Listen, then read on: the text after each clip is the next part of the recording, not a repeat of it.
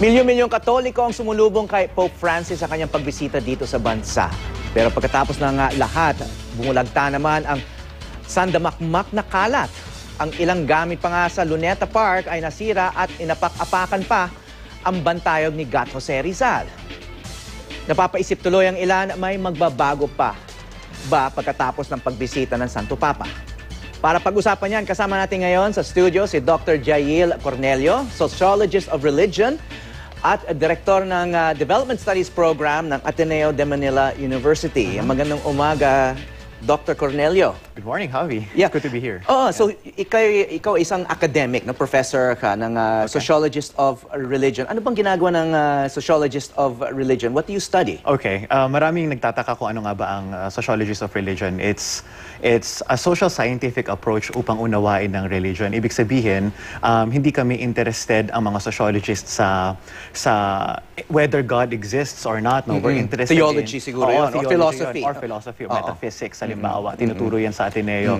Ang interest namin ay ano ba yung behavior ng mga tao, ano ba ang nangyayari sa lipunan, at paano ba nakakaapekto ang relihiyon sa lipunan or sa pagbabago ng lipunan. So itong naganap na papal visit para sa mga katulad mo, gold mine siguro yan ng material, no? So, yeah, I was very busy.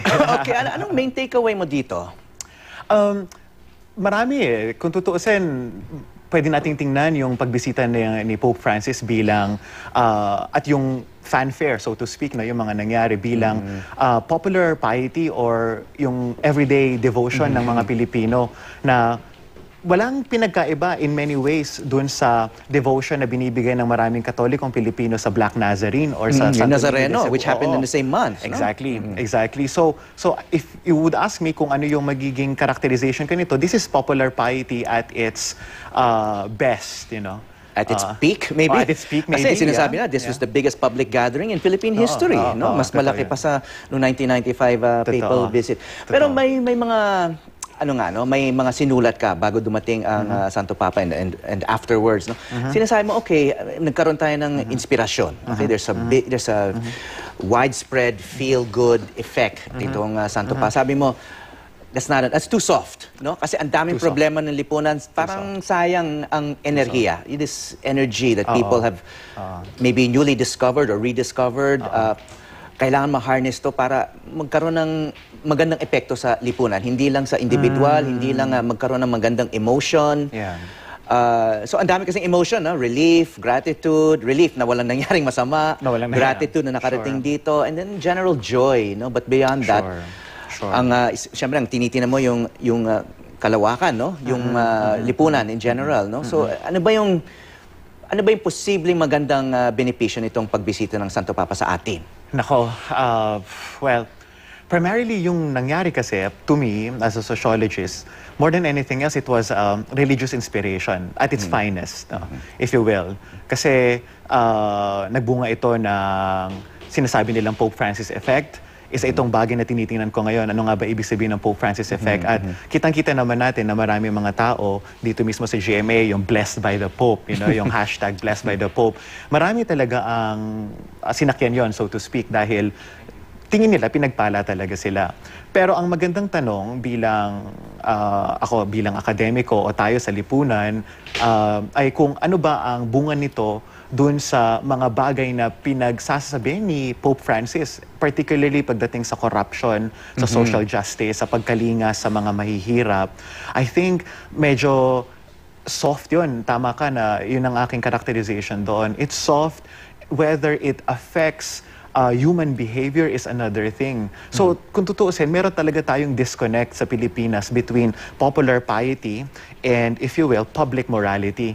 So, sinasabi ko nga na pagtitingnan mo ang Pilipinas, we're predominantly Catholic, ano? At yung mga institusyon ng pamahalaan, ng edukasyon, ng judiciary, even ng ekonomiya natin, ang mga bumubuo nito, pawang mga Katoliko, people who profess to be followers of the Pope, and yet we have corruption. Yeah. So, yun nga, bago dumating ang Santo Papa, you wrote an essay online na sinasabi mo doon sa Santo Papa. It was kind of a letter to the Pope, no? Parang, don't just offer comfort, sympathy, speak truth to power. Thank you for pointing that out. Yeah, speak truth to power. So, first of all, anong ibig sabihin nun para sa'yo? At do you think he spoke truth to power nung nandito siya? Okay, good. Now, may pagkakataon akong mapaliwanag yun kasi yung iba hindi nakuha yun eh. Yung konteksto kasi ng Pilipino, yung Filipino culture, mapuso, emotional. So, karaniwan, pag tinignan natin yung paghahanda para sa Papa, it was a very emotional event and festive. And ang danger noon, and I'm sure maraming hindi mag-agree sa akin, pero yung danger kasi ng pagiging hospitable is that we forget na there are serious issues that this Pope is confronting. And so, nung sinulat ko yung open letter na yon, it was meant for the Pope and perhaps for all of us to really see na this visit is not just an apostolic visit na it's about religious inspiration, but it's about confronting structures of oppression na meron tayo sa bayan natin. So, ginawa ba yun ni Pope Francis? To a certain extent, ginawa niya yan halimbawa sa Malacanang. Kasi nabanggit niya doon yung scandalous social inequalities, corruption, nandun, nakahilera doon yung mga opisyal ng gobyerno. Yeah. Oo, pero ang problema ko kasi sa ganun, kaya ba nitong baguhin yung diskurso ni Pope Francis? Kaya ba nitong baguhin yung diskurso mismo ng Simbahang Katoliko? Kaya ba nitong baguhin yung pag-iisip at diskurso ng mga nasa pamahalaan na, oo, tama si Pope Francis, may problema tayo sa korupsyon. Oo, tama si Pope Francis, may problema tayo sa scandalous inequality in this country. So hanggat hindi bumababa sa level na yon, lahat ito ay inspiration lamang and therefore will be useless and it will take another 20 years before we get reinvigorated again. So isa pang tanong, ano bang pwedeng maging epekto ng inspirasyon sa common behavior ng tao? Kasi itong halimbawa natin dun sa Luneta Mass, may sinabi siya dun sa homily about paraphrasing, parang we have to take care of God's creation, the nature, basically, yung biniyaya sa atin. But at the same time, tone-toneladang basura ang iniwan ng mga mass goers, yung mga nandun kay parang may disconnect, no? Exactly. Yung mensahe doon sa aktual na ginagawa ng mga tao. So, ano ba yan? Was it because he was speaking in a foreign language, hindi na-translate? Or talagang ganun ba ang Pilipino na makikinig sa isang homily, isang sermon, isang lecture, tapos parang you will feel blessed by the Pope, pero wala ka namang gagawin sa pang-araw-araw mong buhay? Brilliant. No, very good question yun, Howie. Pag tinignan kasi natin yung value system ng Pilipino, hindi ito primarily informed by religion lamang. No? Sana ganun kadali na kung ano tinuro sa simbahan, mababago na lahat ng pag-uugali at behavior ng mga Pilipino. Pero hindi ganoon eh. Yung value system ng Pilipino at ano pa mang kultura for the record is contextual. So, halimbawa, yung nangyari sa Luneta, yung pwede ko bang sabihin paglapastangan ng kalikasan doon at nung heritage natin sa Luneta ay bunga rin palagay ko ng kakulangan sa lipunan natin ng consciousness for public space. 'Di ba? So concerned ako sa magiging kalinisan ng aking bahay, pero pagdating sa paglabas ko ng bahay, pero hindi ko na problema yon. Hindi ko nawawalisan yung tapat ko, hindi ko siguro yung tapat ko, pero yung katabi, hindi ko na problema yun. Yung kanal, hindi ko na problema yun. So the care for public space is very weak. So that's one particular context na nakaka-apekto rin sa behavior natin. Kung mas specific pa yung mensahe niya, kasi ang sinabi niya yung parang nature as a whole, the planet, parang medyo abstract, no? Pero kung sinabi niya diretsahan na clean as you go, huwag kayong mag-litter dyan, huwag kayong ilagay mo sa bulsa. You think things would have been more, siguro things would have been different? Siguro, Howie, pero if I may say, talk is cheap eh. Talk is cheap.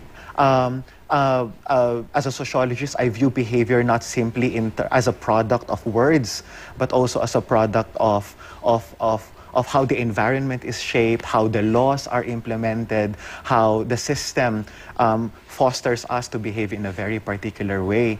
So halimbawa, kung ang kalinisan ng problema, meron ba? Sapat ba halimbawa yung garbage receptacles, no? Yung garbage bins. Kailangan may structural support or institutional support yung inspiration. Exactly. Otherwise, inspiration will not translate sa anumang pagbabago ng ating pag-uugali.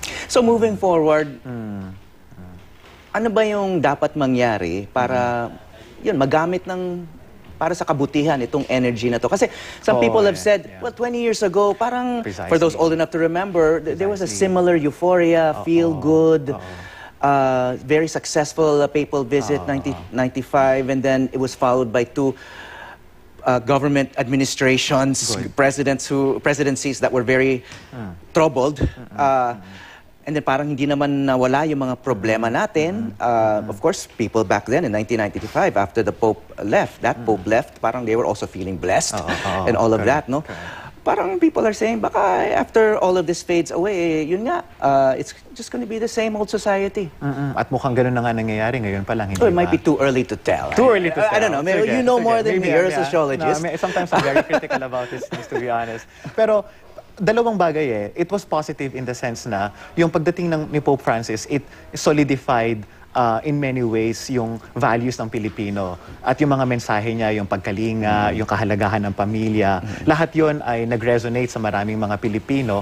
At bilang sociologist, nakita ko yung ito talaga ang pinaniniwalaan ng mga Pilipino. Ito ang mahalaga para sa Pilipino, ang pamilya, ang pag-alaga sa kapwa, etc. etc. Pero kung magtatansit yan sa public behavior, sa structure, sa pagkastigo sa corruption, it will be another thing. Why? Kasi para sa akin, ang mas mahalaga dito is yung leadership ng ating bayan. No? Pwede nating sabihin, madaling sabihin na dapat ang pagbabago magsimula sa bawat isa sa atin. Pero kung hindi yan magiging malinaw sa leadership mismo, sa government natin, sa ehekutibo, sa judiciary, especially sa ating mga congressmen o sa mga senators, hindi ito mapipick up, yung momentum mawawala. So, in other words, magandang tanong para sa atin na mga Pilipino at para sa ating mga nasa pamunuan ay kaya ba nating maisabuhay yung particular na message ni Pope Francis pagdating sa corruption, pagdating sa scandalous inequality. Kung wala yung translation to what we do bilang mga pinuno, ako bilang professor or ng mga ating mga government leaders, then I don't expect much change. Okay, magandang hamon yan para sa lahat. Maraming salamat, Professor Jail Cornelio ng Ateneo de Manila University, isang sociologist of religion. Yes, maraming salamat. Thank you.